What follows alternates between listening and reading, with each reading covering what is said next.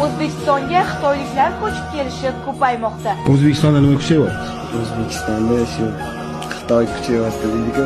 Xitoyliklar O'zbekistonga kirib kelishyapti emas, ular kirib kelib bo'lishdi. Toshkent shahri xaritasini shunday olibdi o'zingiz uchun.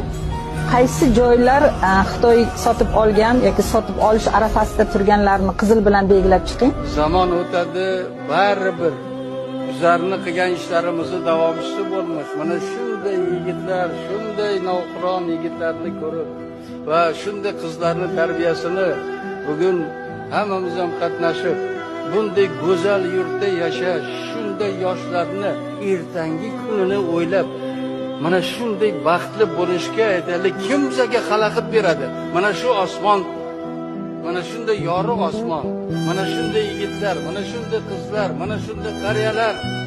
Bu zamonni kim bir vaqtlar havas qilgan edi?